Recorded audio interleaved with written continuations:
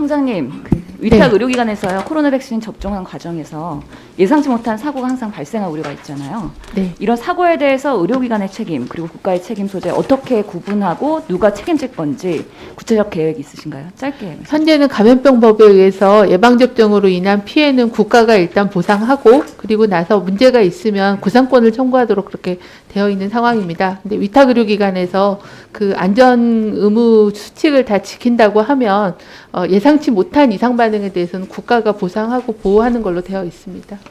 장관님, 인사청문회 때요 감염병 시기의 의료진들의 자녀 돌봄 문제 국가가 해결할 수 있는 방안 찾아보시겠다고 답변 주셨었는데 제가 최근에 감염병 예방법 발의했거든요.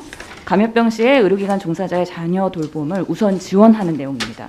하지만 복지부 검토 의견이 특정 직역의 자녀 돌봄 사항을 규정하는 거 적절치 않다라고 답변했는데 장관님 생각 바뀌신 건가요?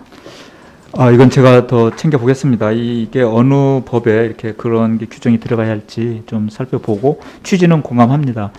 잘 아시다시피 특히 의료진들이 그 자녀들이 그 일테면 격리되거나 했을 때 제대로 돌보지 못하고 그런 케이스들이 많이 나왔기 때문에 그 취지는 공감합니다. 다만 그걸 어떤 법에 규정을 넣어야 할지 그 부분 저희들이 더 검토를 좀 해보겠습니다. 네, 검토해서 의원실로 보내주시고요. 네. 아동학대 관련 질의인데요. 지난 5년간 검찰에 접수된 아동학대 사망사건 분석했더니요. 39건 중에 50%가 의료인 신고였습니다. 중증 아동학대 사건에서 의료인의 역할이 그만큼 중요하다는 얘기인데요.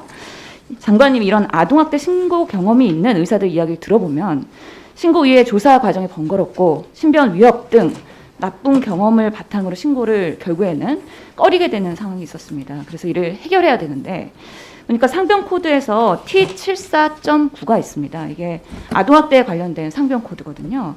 심평원에 확인했더니 연간 한 50건 정도가 이걸로 청구가 되고 보고되고 있는 걸로 봤습니다.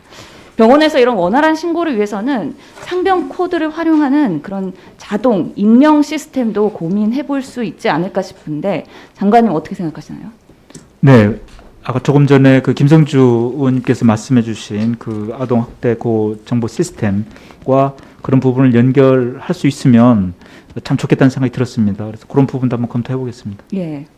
나가서 피해 의심 아동에 대해서는요.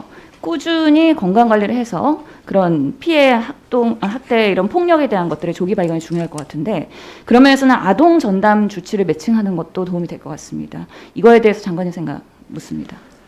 네, 그 아동 전담 주치 부분은 이제 장애인의 경우에는 지금 주치 제도가 들어와 있는데, 근데 그걸 실제로 활성화하기는 상당히 어려운 부분이 있었습니다. 근데 아동 부분은 각 지역별로 소아청소년과가 있기 때문에 그런 부분들은 저희들이 관련 그 학회나 의사회하고 한번 협의를 좀 해보겠습니다. 꾸준히 관리할 수 있도록 그래서 네. 똑같은 의료진이 계속 팔로우하면서 변화 내용이 없는지에 대해서 충분히 파악을 해야 그것이 조기 발견으로 되기 때문에 시스템으로 꼭 정착할 수 있도록 검토 부탁드립니다. 네. 오전에 그 질문도 있었습니다. 그 특히 이제 아동보호 전문기관과 지역에 있는 의료기관 강선 의원님께서 지적을 해주셨는데 MOU를 통해서 그런 아동에 대한 치료랄지 이런 걸 복지부 차원에서도 좀 뭔가 점검을 하고 개선하지 않겠냐 그런 지적이 있었습니다. 중요한 거는 동일한 의사가 이 환자를 네. 제대로 알면서 꾸준히 팔로우하는 거, 그 시스템이 중요합니다. 네. 알겠습니다. 제안하신 내용 종합적으로 저희들이 개선 방안을 좀 만들도록 하겠습니다. 예, 이상입니다. 네, 신현진 수고 많았습니다. 다음은 존경하는 이동성 의원님 질의하시겠습니다.